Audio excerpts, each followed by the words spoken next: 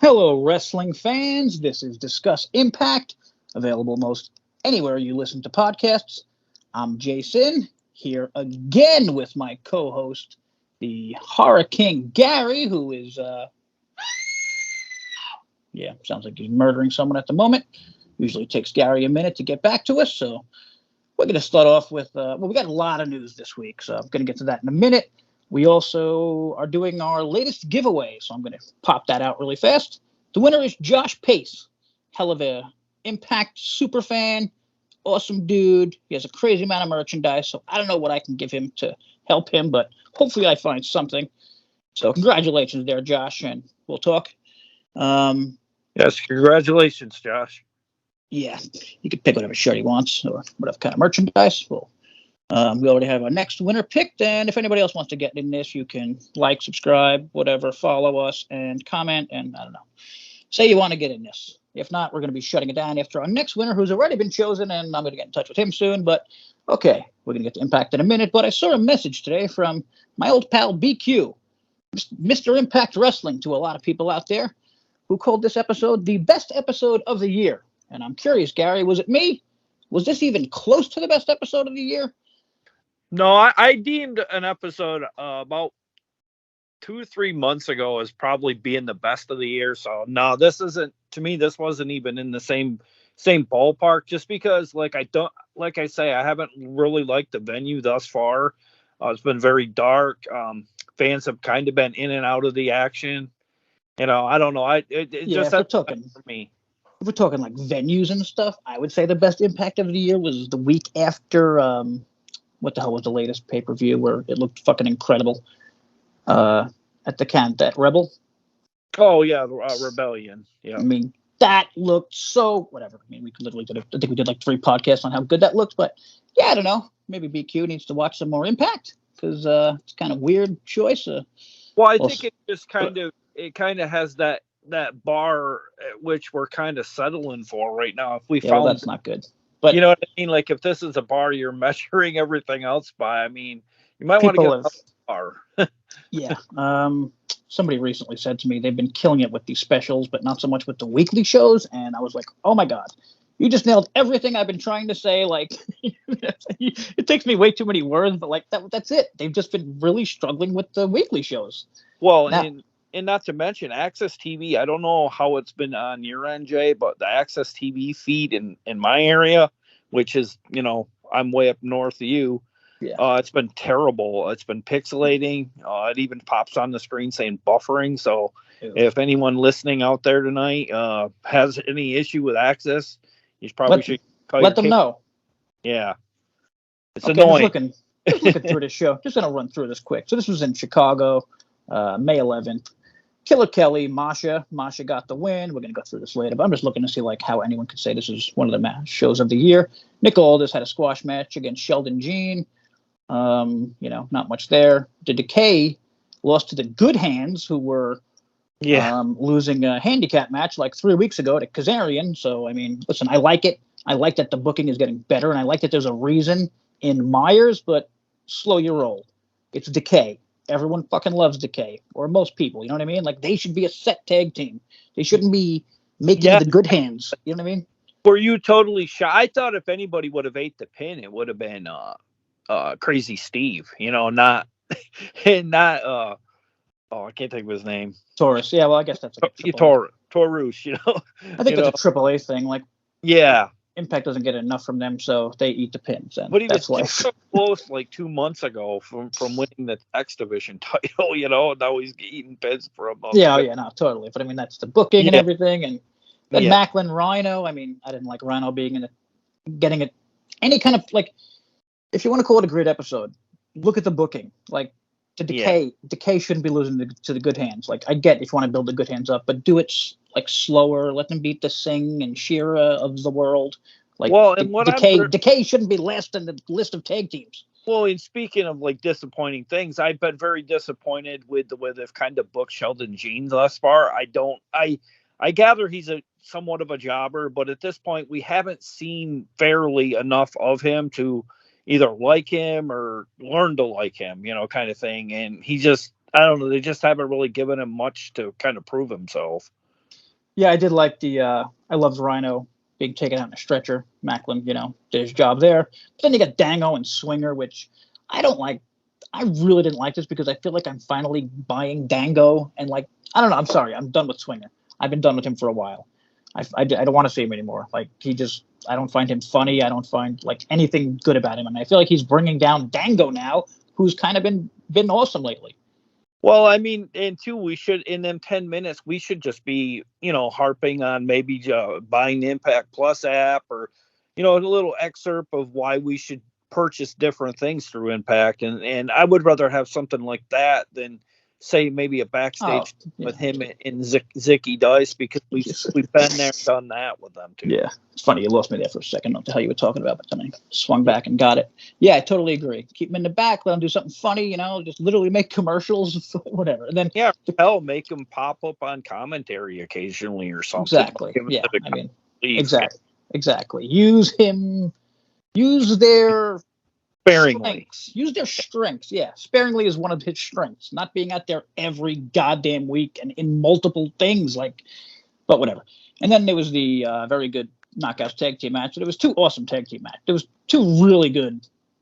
I'm gonna say awesome. Two great Knockouts matches. I think Killer Kelly and Masha, which I love. But again, the booking, like what? Masha's gonna win, get another title shot, and we all know she's gonna lose again. And I hate that Kelly lost because, God, I love Kelly, and I feel like I'm forgetting about her sometimes. You know what I mean? She's booked so bad. I think the way they booked it on that night, Jay, is it kind of still made Kelly look like she actually was the victor. Yeah. Because it did make her pass out from her, kind of like her Takina clutch, kind of like hold that she like Samoa Joe used to do back in the day. I agree, but it's very sketchy. I agree, but it's like Masha's like not in that position where, or at least to me, she's not. Like if it was Deanna, you know what I mean? Yeah, like totally. You go 15 minutes with Deanna, you become a star, kind of. But this was a hell of a match. I mean, they're both great. Yeah, I mean, it was really great. And okay, we're gonna get back to that in a minute. We got news that we usually do early on, but we kind of jump back because we had some other stuff.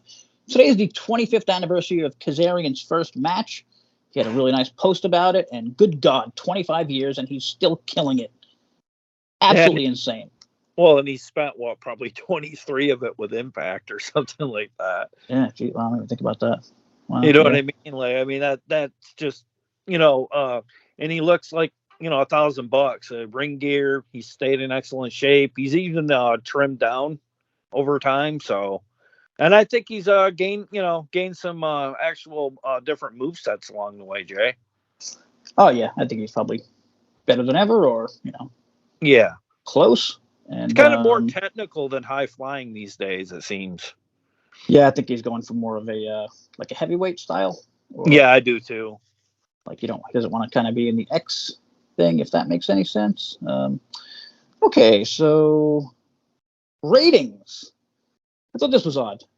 Everyone, 99% of the sites. 100% of the sites I read had the titles Impact Wrestling viewership and ratings down this week. They got 115,000 viewers, and they ranked for the first time in 3 weeks. I'm sorry, they didn't rank for 2 weeks, so yeah. And they got a .002 rating.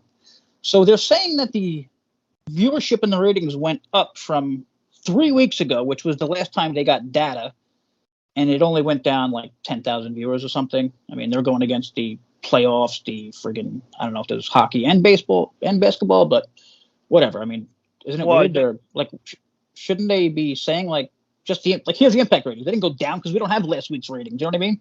Am I wrong? Oh yeah. Well, interesting programming though. And as long as we're talking about ratings, before we went there, I found something on Twitter. It says Impact Wrestling is now available on Roku channel number 234. It's called the Swerve TV Sports. So it's more eyes on the prize or on the product, and pretty interesting. It's pretty cool to see. I don't know if they're going to be going by the the long term, like live Impact or anything like that, but I guess it's going to be more of like kind of like on their app. They're going to show like things from like Impact Plus that they're able to that are I guess are public access or whatever without having to pay for the Impact Plus. Not sure if you saw this, but Steve Macklin has a football, well, it's kind of soccer, football, you know what I mean, jersey on sale. It's a UK thing, blacksmith.co, whatever. You can look it up. Just check Macklin's Instagram. It's really cool looking. Yeah, I found it was interesting too. I think that had a UK. Yeah, it's a UK thing. So I don't know if they're out of the UK. Is that where they're located? That's the place that Oh, okay, cool. That it's like I don't know if it's like a merch place for I don't know what the hell. Well, obviously it's a merch place. Not sure what I it's know for exactly. Josh Alexander, when he was champion, he had that same deal. So I guess every time someone gets the strap, it's a heavyweight or whatever, they have a deal with Impact through that. Yeah, I'm cool with that. Yeah. Okay, so another match. Well, there was an update on Under Siege today. Did you happen to see this one? Oh, I think you might be referring to the mystery partner of Sammy's. Yeah, so not really a match. So right now, let me just throw out the card for everyone. No DQ, Macklin PCO. Hate to say it, but I think, we all know who's winning there, as much as I love PCO. Deanna Jordan. This will be an interesting one. Jordan loses, she can never face Deanna again. So, man, that's close. I mean, I think maybe DQ? Whatever. Yeah. X Division, Miguel Sabin. I think we disagree on this. I think Sabin's going to win. Yeah, I think Miguel will retain only just because, like, he's been kind of getting by on the skin of his teeth, like last few times he's defended it, and I don't know. With Sabin, he's so great. He's just one of those talents that doesn't need a title to be definitely great in a ring. Speaking of guys like that, Kenny King. This dude's been killing it for I don't know, since forever, or at least maybe for the last few months. I think I don't know, maybe he was thinking about going to Ring of Honor or something, and then once they signed him, or I don't know if they did sign him, but he's kind of just been killing it ever since then, backstage and all kinds of shit. Him versus Aldis, which that's an interesting match to me. I feel like it's obvious Aldis is going to win, but I can also see some bullshit, so they keep the feud going for a little. I don't know. Yeah, I totally can see that. It's a battle of technical wrestler versus high flyer in a sense, and Kenny has been around a while. So I mean, if Nick lets his guard down, I could honestly see him cheating to win, but not really if you want to have Nick Aldis as the main, near main event, they're probably going to book him to win, I would think. Yeah, then the number one contenders match with Moose, Eddie, Jonathan Gresham, my boy Frankie Kazarian, and Alex Shelley. I'm going to go with Shelley on that one because I think they're going to do a month of, I don't know, or at least, they'll each get a title shot. The MCMG, hey, we're going to break up, but you're giving us a title shot. I'm going to go out on a limb here. I think the Octopus Man himself might actually pull off a much needed victory here. That kind of is a bit of a prominence thing. So I wouldn't be surprised to see him win, Jay. That was my other choice, actually. Oh, was it? And then ABC, which I still hate. Oh my God, I hate it so much. Can't we just call them Ace and Bay? God, please. Yeah. Versus Subculture with Danny Luna, and Subculture is. Damn, I'm forgetting the goddamn guy's name from Mark Andrews. Oh, okay, yeah, they used to refer to him as Mandrews. He had the skateboard gimmick where he'd come down the ramp. And yeah. Oh wow. I thought he was a skateboard guy. Wow. Yeah. Flash Morgan Webster. That's right. Flash. Yeah, I guess so. Flash Morgan. You're losing me with this talent, Jack. I just had to look that up. It says Flash Morgan Webster, and I thought it was an extra name thrown in there. I would just go with Flash Morgan or Flash Webster, but whatever. And then Danny Luna. So, I mean, I'm cool with this, but also what did they do to get a title shot? That kind of pisses me off, but that's just Impact these days. I wouldn't mind, a pit stop or two from Andrews and his partner, but like you said, no one's really earned anything. It's very random again, and I think that's the kind of stuff that maybe he's tuning some people out to not give Impact a chance because, what reason are you giving them? This team is already reminding me of Aussie Open. Yeah. They may be able to put on an incredible match, but if I know they're not going to be back in 2 months, it's just really hard to care. And then we got the design versus, this was just announced, Sami Callihan. Rich Swann is the second person, and then a third partner. No effing idea on that one. And then they got Trinity. Well, I had Trinity verse. We can't say. Well, about that, Sammy partner there, a mystery partner. Yeah. I honestly think it might be that big dude we used to have. I can't remember his name. He had like dreadlocks, and I can't remember. Oh, big, strong dude. Kind of looked like Jesus. I love that dude. Oh, freaking Max film. Oh man. Yeah, you know what I mean. Oh, my brain hurts. If I didn't mention I was in a car accident right before I started recording, so I'm going to have to blame Gary for throwing that at me, but I totally can see his face, and I asked why did they get rid of him, and I'm just blanking on his. He was an OVE. He was the monster in OVE. Yeah, I honestly think it could be him because, like, I think we're out of the Chris brothers at this point. Well, I was thinking, what's his name? The other one? Oh, well, yeah, I guess, I don't know. No, it could be weird if you just bring in Jake. Yeah. Oh, maybe Ben Fulton. Oh, yeah, Madman Fulton. Yeah, you nailed that. Yeah. Madman Fulton. Sorry. I'm glad you thought of it so we didn't look too arrogant. Yeah, jeez. I love that dude. I was like angry when he... Okay, but whatever. More news. I get a lot of this news from my own group, the Impact Wrestling group on Facebook. Nobody in the universe is going to have more daily news on Impact than this group. It's a fact. You can look it up.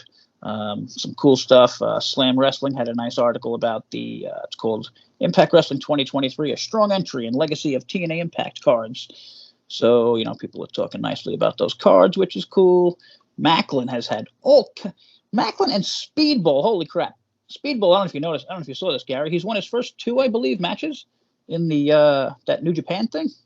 Oh yeah, and I did watch some of that. I believe wasn't it taking place in Korakuen Hall? I believe one of the matches, and I believe I did it was a short match. I guess he was attacked going down to the ring, but I don't know if it was like they sped it up to make it a shorter match. But it looked like he won kind of convincingly in his first match, and I don't know. Fans were really digging that that chronic kick thing he always used to do in an Impact ring. I was really good to see the Japanese fans really digging our Mike Bailey or Speedball. Yeah, I mean, and there's been so many articles about him. I can't even seriously just check out this site or whatever. Google Mike Bailey and Impact Wrestling or whatever. But go to the Impact Wrestling group. Everything's there. It's so goddamn easy. I don't bother anyone with comments. You can say whatever you want.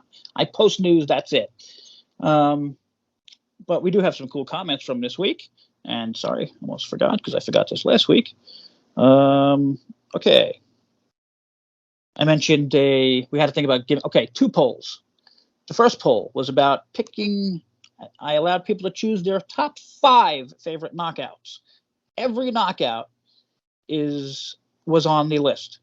Every knockout got a vote, except Giselle. Really? I just had to throw that in there because, people say I don't like Giselle because of all kinds of reasons. And you can tell that to these, 20 people or whatever the hell that voted. It's not just me, man. She's not very good at what she does. And what she does is wrestling, and she's pretty much dead last in terms of talent. So Toby Plumenbohm, that was a great main event. And Masha vs. Kelly was my personal highlight of the whole show. Oh, yeah, it was mine, too. Yeah, that Toby's pretty damn smart. Also, Alan Strange, don't think not sure if he commented a bunch of awesome things, but I didn't save anything, but just want to give him a shout out. And so I also did a poll about would fans like to see more gimmick matches in Impact? Gary, what do you say on that before I? Yeah, I'd say we kind of built our legacy in Impact. Oh, exactly. TNA on that thing, the ladder match, the barbed wire match, what have you? Full Metal Mayhem. What is it? I know we don't have Raven anymore, but why can't someone we create something for a PCO type character? And let me just say, because there's been bullshit going around that even I believed, and I think I said it because I was parroting, I guess, someone I thought was smarter than myself, who said Impact cannot, due to where they tape, they can't have ladder matches and stuff. And like I asked my new friend, my insider friend, and he said that, basically laughed in my face like that's ridiculous. Like, of course, like OVW can do it, you know what I mean? And like look at the places that Impact is doing it in, so it's their choice. And just really quick here, Paul Matthewson, I would love to see Lethal Lockdown return. God, me too. And then our boy Robles, had to outdo that with, I would love to see Lethal Lockdown return, plus Batman series-like matches. I mean, this dude is the most creative person I've ever come across in my life. I'm not sure what a Batman series-like match is, but I want to see it. Well, if we can come up with a dot combat match, I'm sure. But exactly though. Like you just said, like they've been known. They're known for that, and I really think that could be a reason. You know what I mean? Like why some fans are turned off. Like it's a lot. Like AEW was supposed to be the fucking wrestling show. And they have way more. They probably have a gimmick match a week. And I bet it helps. I'll tune in if I see a fucking ladder match or something. And I hate AEW. I don't hate, but I don't like it. I try and I don't like it. Yeah, well, I mean, there's so many other things we could. Isn't there like a Clockwork Orange kind of match? That's what I mean. Is they made. I mean, they can. That's a movie name too, Jay. But like you said, like they pretty much built their thing on like ridiculous matches, no? Like, oh yeah, like I don't know a nicer way to say it, but well, I don't know why we're not going to bring back that. What was it the one where we had Chelsea Green and Deanna taking a fall from the onto the table? Remember, it was like a knockout. Yeah, that was probably the last friggin'. Yeah, it was awesome. I think it needs to over a year ago. I think it needs to return, Jay.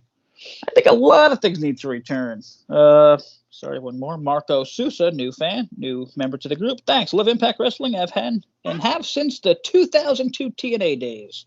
So we got fans who have been watching more than me. Also, I kind of made a little joke about Grado, and then I found out a bunch of people really love Grado. Except so Juan Contreras Arce, top fan, at Impact. Somehow I'm not, even though I comment every day. I'm not sure what that's about. Maybe it's someone in the social media department doesn't like me. But Grado would be cool. Then he was curious if he's still wrestling. Last time I heard of him, he was on a comedy cop show in the UK, and now I want to find that. so really, thank you to all you new people in the group. It's cool, like reading things, and I don't like just reading my own shit all the time. I mean, really, maybe if we got small doses of them, I could tolerate them. But I don't want to go back to that. Like I remember that really bad match between him and where they were gassed and it just was bad. I think the same person mentioned he would like to see him with Joe Hendry, and I could see that, like Hendry carrying things now because he's more legit. They are very good friends. Like he was on his show recently. Isn't Joe Hendry's? Is he Scottish? He is, right? I'm guessing how his accent's slightly different. Why are they so close? I don't know. Yeah, I don't know, but I think he might be Scottish too as well. Grado. Oh yeah, no, Grado. Yeah, I know Grado is. Yeah. I mean, I don't know that's relevant or that's not what I'm getting at. I'm just like, I mean, it'd be kind of cool. Maybe we could get a British stable because now we. Here's what I quickly thought. Okay, I don't love Grado, but I thought about swapping Grado with Swinger, and I thought, yep, like you know what I mean. It's fresher. Yeah, that's definitely an upgrade. It's fresher. Like UK fans love him, and shout out to UK fans because we got a bunch of them in our group. And hell yeah. I think you're just better than us American fans. I don't know. Sorry, American fans. No, I totally think they are too. Totally. And I've also learned that people who go to the shows are the coolest fans in the world. Like they don't complain. They go to shows. They love them. And well, that's what has me excited about the Aussie tour we're doing. If we didn't get to that news, they're doing an Aussie tour. I think they mentioned that last week, like right after we recorded. But goddamn, was that the first time they're leaving the country in years? Yeah, since probably what? Jesus Christ, when did this fucking thing start? 2019. I know we did India around. I mean, COVID was 2019, so it couldn't have been before then. So it's been at least 4 years, at least probably 5 years. It's called the Down Under Tour, and it's going to be in Wagga Wagga, New South Wales, Australia. That's interesting. That runs on June 30th through July 1st, and I believe there's 4 shows, but only I don't know if two of the shows are actually televised or whatever, but I believe there's 4 shows total. It's over a 2-day period. Okay, I don't do this often. I'm usually bashing people, but I want to give a quick shout out to TNAIW channel because they have fun stuff, and more importantly, it's pretty much the same dudes every week or close. So props to them for being like us, one of the few podcasts or videos or whatever that come out there every fucking week. Don't use backups. Don't take weeks off. Don't just do specials because that's where the views are. We could do that if we wanted. It's much easier to get views if you're just doing specials. But those guys are out there every week doing it. They're doing more shows than us. So, I mean, they do fun stuff. And what do they do? A Sunday show? And they're like going against highly touted rated shows. Yeah, I mean, they do. Yeah, they do. And it's a lot of fun stuff. Like, I kind of want to do something like that, but I'm more of a dick. So, and whatever. Like, I don't know. Well, we're New Yorkers, Jay. Yeah. So. I mean, I get shit a lot for, like, shitting on competition, but I honestly don't think we have competition. Like, we're an audio podcast. These are all people that do videos. Like, nobody touches us when it comes to podcast numbers. And I can literally point that out, how we're just humiliating everyone else. So, like, whatever. I mean, it's awesome that people watch on YouTube also, but well, they have a hell of a job. Do a hell of a job editing their videos and shit too. Like, it looks very. I like to learn. I like to learn an inkling of some of the stuff. I like how they do it, and it's not like an hour of bullshit in the beginning. Yeah, like some people. You've got mail. Oh, my favorite effing time of the day. We got mail. Let's go. Miguel from San Diego says, "Hey Gary, love your channel. What did you think about Scream 6? What the? Okay, this got sent to the wrong mailbag, obviously, but screw it. Take it, Gary."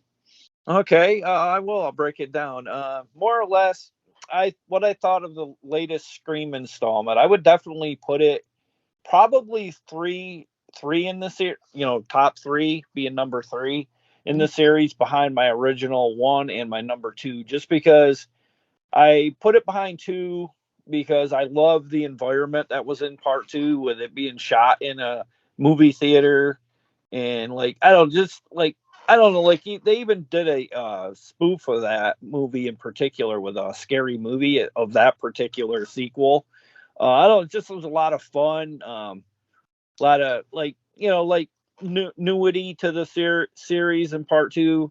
So I did really love this latest one though. I was a little sketchy going into it because I kind of felt it was kind of borrowing a lot from Friday the 13th Part 8, but totally was nothing. Yeah, I feel like they're kind of making him into a JaySin.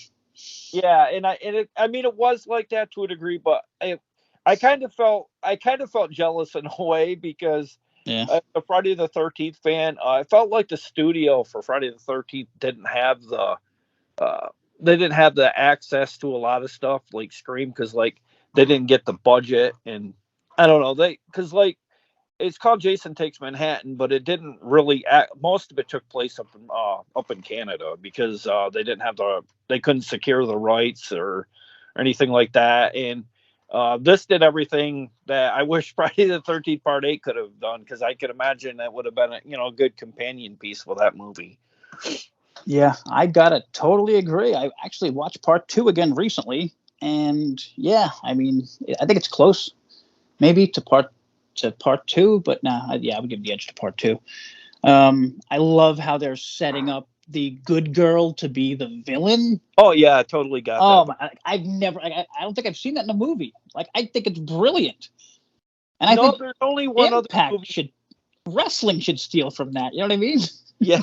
There's only been one other movie. I don't know how far into the Friday the 13th series you've watched, but there's only one other inkling of that kind of thing was when Tommy Dreamer? No, the Tommy character in Friday the 13th. His last name. Tommy Zizo. It's all right. Just go with Tommy. Yeah, well, Tommy, the character Tommy in the series, because I haven't watched these in so long. I probably haven't watched them. I've watched them to death, but they made it like an inkling of he was going to become the killer at the end of Friday the 13th Part 5 when, I don't know, he was sitting in the hospital bed and up came the surviving girl Oh yeah, Halloween. Halloween just did the same shit. Yeah, he popped up kind of behind her with a knife, and we're led to believe that he was going to take over the reins from Jason Yeah. Voorhees. And then Halloween just did the same shit. Totally forgot about that. Oh yeah, yeah, they Almost did. exactly the same. But we got to get to. Yeah.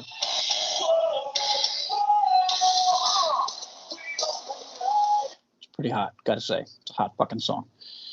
All right, so we pretty much went through most of the things on this show earlier. Loved the opening match. This is exactly my kind of opening match, other than, some little booking questions like, what are they doing with Masha? You can't have her keep winning unless she's gonna win the title eventually. But I don't know, man. I just don't see a spot for her to win the title soon because you got Jordan, you got Deanna, and I still think you got Mickey. Like I don't know. Yeah.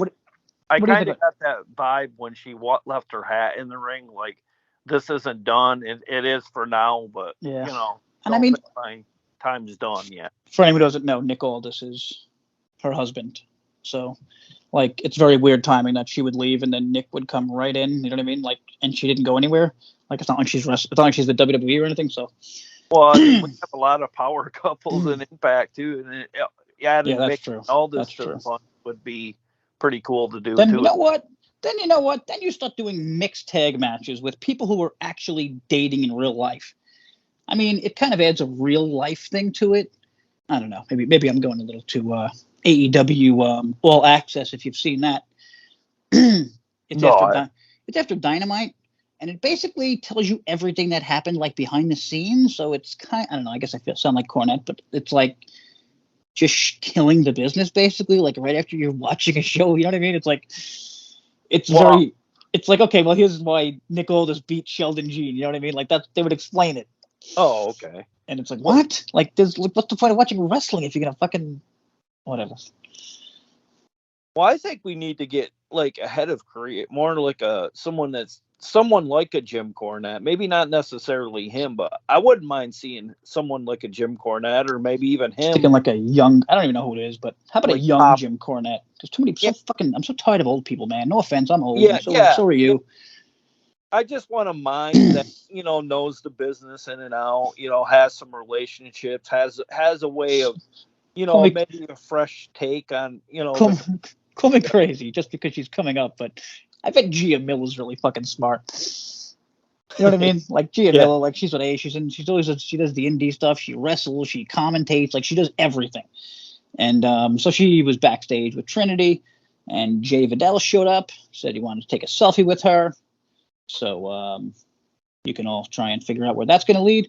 And then Kenny King showed up for commentary for the Gene Aldis match, which I really liked because, again, they're keeping the Sheldon Gene Kenny King thing. That kind of like, remember I asked you, like, wasn't it weird how it started and you kind of explained it to me? Yeah, well, I mean, it kind of feels like the birth of maybe like I said, our Impact's version of All Night Express, kind of like a different version of Rhett Titus. Someone similar, has that ring ability like a Kenny King, and Mesh is really good. And I don't know, I just get this feeling it's kind of like the pairing of like Caprice Coleman and the other dude. I think he's in maybe NXT. I can't remember what happened to him. They were very similar in ring style, and I don't know. I just could honestly see that going on in Impact, like them as a tag team going forward. If we keep Kenny King under house, and definitely need to do that. I have to say, he just feels like a breath of fresh air, even though he's like been around. I don't know, it's weird. But I like this whole Sheldon Gene thing. Like you said, you didn't like him losing and his booking, but I like that he's involved with King, which is similar to the Good Hands with Myers, but I don't know why they ever left Myers in the first place. I think it was because Cardona needed to have Myers because whatever. I mean, I guess that was a thing for a little. And to be fair, they're over as hell. I mean, they got a huge podcast and like whatever. So, just because I don't like Matt Cardona doesn't mean the world doesn't. But I love Brian fucking Myers. I love him so much. He is just gold. That's why I'm not too mad about the Good Hands. But like, why Decay? They couldn't beat Singh and Shira. I mean, I'm trying to think of who's left, and I think that's the only team. Yeah. Well, I mean, I feel like them roster spots could be used up by someone, much more talented and more interesting. That's why I say like we need our Follow Boz back. Oh, definitely follow. I'm really pushing that one. Different ones, you know. Am I crazy? Like, where did Decay go? Were they missing for a while? Yeah, they were kind of like lost in the shuffle. Like I I don't know forgot if they were. Taurus had some like obligations, maybe Yeah, to play, and Steve was kind of like lingering in the ring and like confronting people on the like Mike in the ring, and I don't know, he was kind of like lost for sure.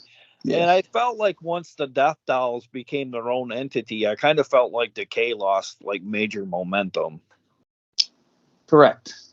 But I mean, geez, they're still Decay. Like, I feel like just because they're Decay, they should beat the Good Hands. But whatever. I do like that Myers was there and all that, and you can say that he's coaching them or whatever. And well, this was pretty bold of Impact, I thought, to actually put the Good Hands over, just because, like you said, they jobbed out to Frankie Kazarian not so long ago, and like in that match, I actually got a little bit of I was kind of happy for them in a way, and in a sense, because like they've been booked to always lose, and then they pull off a big upset like and that. they got a promo before the match. Oh yeah.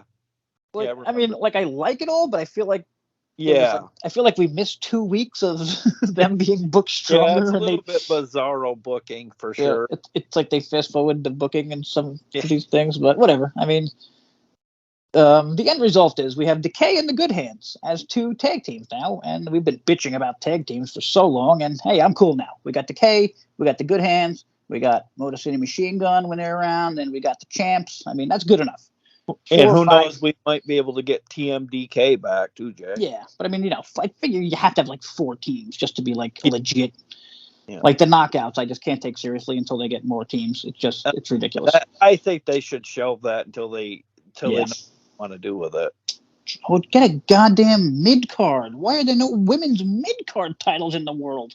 Yeah, that's a good point. Kind of like an intercontinental title for the women's division. You sexist goddamn world of motherfucking evil bastards. Got to mention part 3 of Kazarian's interview was this week. What do they got? 4 parts on this damn thing? I have no idea. I just think it keeps going on, and I was like, part 3 of 75. Part 2. Now we got a part 3. Yeah, I wasn't expecting part 3, but hey, listen, I'm never going to complain. Stuff. I'm never going to complain about anything Kazarian related. So I did kind of quickly.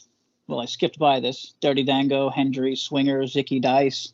You can talk about this if you'd like. Johnny Swinger has just lost me at this point. Totally lost me. Yeah, it's been very hard to sit through just because it feels like it's the same thing week in, week out with Swinger and. Okay, but here's a question. But here's just something I kind of either I caught or maybe I didn't. Did Dango really call Santino? Do we know? Did you hear Santino? You know what I mean? Like, did you hear Santino? Like, could it have been a bullshit? Because if Dango called Santino, that means he didn't jump Santino, right? Wouldn't Santino have known? I know that's what I mean. Like, it doesn't. Well, no, I guess not, because then Santino would just say, I guess if Santino could jump from behind, or else he would just say, nope, this person jumped me. I can talk. I have a voice. But for the record, we might want to mention that Dango hit Swinger with a Falcon Arrow for the win. So that's how he got the win. Maybe how about it's Swinger? Yeah, I don't know. He could be because that gets him thrown out of Impact. Well, the thing is, he's got that 50-0, and his record's like he hasn't got really a victory yet because they reverse his one victory. Yeah, and it was Santino, wasn't it? Yeah. Or I mean, it could even be Dice as well. Who knows? No, I like it. I like the whole question thing. I wish they would actually spend I don't know, a little more time. Like this, like I want to see Dango with multiple things, like have him walking around back, but with the hat on. Yeah, looking for clues and shit, but whatever. Macklin Rhino, I hated the idea of this, but seeing Rhino taken out in an ambulance made Macklin look awesome, I think. Oh yeah, definitely. I've noticed he's gotten a bit of momentum too. And then this week we had that good rating, so maybe the fans are starting to warm up to him as the champion because, like you said, we haven't really been placing, and then. He's been a champion for 2-3 weeks or whatever into these tapings, and also he was in Canada, right? Yeah, Was this the first one outside of Canada? Yeah, I believe. Yeah, I think it was because this is a set of tapings that was in Chicago. See, I would have given him some mic time here just to see how Americans crowd treat him as opposed to. Well, that's the thing I don't like is like he's the champion. The champion should get some kind of like near the main event scene, or even if it's just an in-ring promo and just bashing. Give him the promo here, and then make the main event him and Rhino, or don't make it for the world championship. But yeah, because not a huge deal. I mean, it just kind of feels like the world title's taking a back seat to like. I'm not saying the knockouts because I like the knockouts. I love the knockouts, but I think they've been kind of focusing too much on putting them in the main event lately. I think it's to say if I think they're just better. You know what I mean? That could be too. There's more of them. Yeah, they do have a much. I mean, Deanna and Jordan versus friggin' Kylene and yeah, that is fair. Taylor, who I believe it was Alan who mentioned Taylor has. I mean, she looks in terms of looks like maybe better than ever, and she's wrestling maybe better than ever, which is absolutely insane at her age. Just insane. But I think at the big picture of things, I think what hurts all of this going forward is the booking of the show is it's like it comes back to the lack. I know I've always harp on this, but the lack of depth that you really don't have anything for Macklin, really serious challengers. Josh went through his bunch, and now we got a new champion, and it kind of seems like Moose's might be, he's dealing with an injury, and then he dismantled Rhino out of action, and it just seems like a lot of the we found out Rhino was probably injured, and like there's really any serious credible talent that are challenging are kind of like going by the wayside. Yeah, they very, very badly need like 8 more dudes, or you know what I mean, or make a fucking deal with MLW or NWA or something like, and that's the reason the knockouts are getting so much time. There's just like I said, there's more of them. There's better. I mean, how deep the men are just so undeep. I was going to say, what's the word for undeep? You know what I mean? You know what I mean? Like they're just so the knockouts are 10 strong. Like, and I mean strong. Like they're not just like, or sorry, say 8 strong if you're not a huge Alicia fan, or also I have some stuff on Alicia I'm going to get to right at the end of this, which we got about 5 minutes left. Kind of lost myself there, but go ahead. No, I was just going to say, like, I think this is the problem though. Like when Morrissey was coming up for his contract or a contract, and we let him walk, I think that we made a major mistake. I mean, I know they're trying to keep costs down, but totally agree. Creating madness in an Impact, like kind of like the summer of Sid Vicious kind of thing. Totally agree. And I think that makes for a much more compelling show, seeing Morrissey, destroying all of Impact and kind of being the new monster, if you will. Well, to be fair, now he's Big Bill in AEW and a jobber. So he's not even a jobber, but he's a jobber with the dumbest possible name I might have ever heard in the history of wrestling. And he could have been a main. Like I totally agree, man. He was close to being a main event guy. Oh yeah, I was totally there. He's huge, and that's another thing they're missing. Huge ass dudes like Cicero might be the tallest dude. Yeah, and he was getting seriously close to my favorite wrestler in Impact. Yeah, and I hated when they signed him. Yeah, so did I. And I was like, who's this big, idiot? Yeah, I feel like some people I don't know. They don't want to change their mind on things. Morrissey, but I feel like a lot of people don't want to change their mind on things, and I don't know. I feel like that's kind of makes you an idiot because things change. You know what I mean? Yeah, because when I see a big wrestler, you automatically go to that, that mindset that he's going to be another Khali. How about this? I think we mentioned this recently. Remember Stone Cold Heath? We were kind of close. I think we hated it at first, and then we were like, "Shit, we're liking this." I might buy this guy as a main eventer. Yeah, I was starting to do that when he'd run in the ring and get out, and then that was cool. Yeah, the diamond cutter kind of stuff on everything. Now I'm thinking maybe he'll go back to that with Rhino out. Yeah, he might. I mean, That, I do think we forget about him. I mean, I think if you could book him like that again, he kind of had that vibe. I don't know if up north when I don't know. This was back when I watched Up North. Uh, the year Kofi Kingston really should have beat Randy Orton, oh and, yeah. and they weren't brave enough to do it. And I was like, no, I think I would have had him go over Randy, and I think it could have went a long way, and that would have went a long way with with Impact on TV, because like the ratings need some reason for people to watch. Damn right. I always say they need like one hook, like one big story, and they don't have like really any big story right now that's like super interesting. But whatever. What is it? Under Siege coming up? Oh yeah, that comes up. I think Under Siege. I think they've done 2 weeks. I think they get a lot of Impact usually gets a lot of shit for like not setting up their shows like ahead of time, but they've done an awesome job with this. Today's May 15th, right? Yeah, and this show was on the 26th, and the card's almost totally done. The Macklin match was announced weeks ago. Yeah, a few of these matches are the number one contender match was announced weeks ago. So like this, I think this is real. I'm excited for this one. For like totally. This too is going to be up in Canada, in London, Ontario. Oh, nice. So this is going to be a Canada show with I'm sure a really good walk up crowd. So it should be a really packed venue with great fans. I just want to throw this out there. I'm sure you're not listening, Impact, but if you are, don't put two ridiculous matches to lead off the show. Like in the pre-show, like it's an awesome card. Just throw one match on there if there has to be. Like I feel like it's a turnoff. You know what I mean? Like if you start off a show because it's a special. Like, well, I don't know. It's a weird thing. Well, I kind of feel like we got away from the X division too. Like we don't really have many people in that division either. That's fair. Laredo Kid is facing Trey this week, but I don't know what the hell's up with Laredo. If he's going to be sticking around, I really hope he does, because that would be a huge boost. And all right, we got about 2 minutes, so let me do my Robles minute. Okay, ready? You didn't see this one, so I'll let you. Alicia Edwards. He wants to see her turn into Dark Alicia. Okay.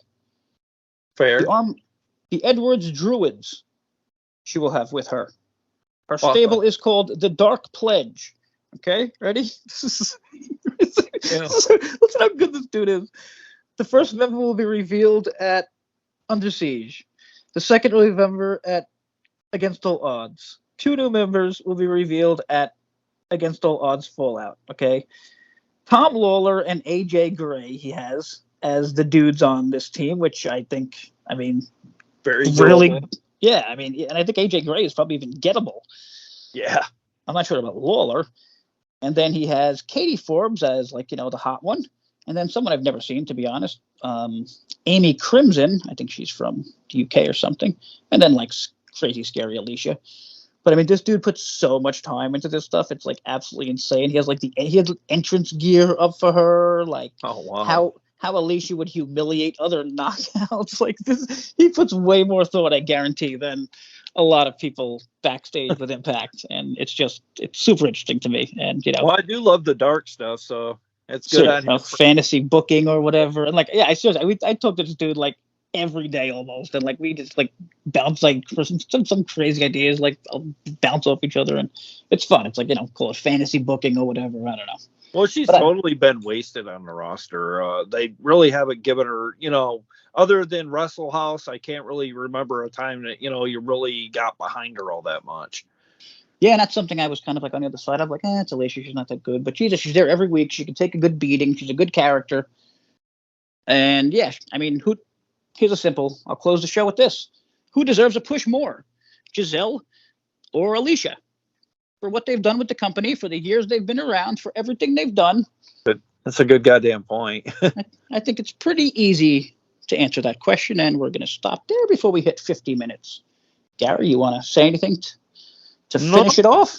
I can't think of anything. I think we pretty much went over any news or I had that Macklin thing, but that you nailed that, and I don't really have anything this week, and other than hopefully we don't get rear-ended or run off the road anytime soon, Jay. Yeah. Oh, wait. Okay, I got about 30 seconds. Tessa Blanchard said she has unfinished business, which I thought the wording, and again, after going off what we said last week about having that title, I think she's really I think she's trying to. I don't think it's going to happen, but I think she's trying to play her way back in, like, I'm still the champion.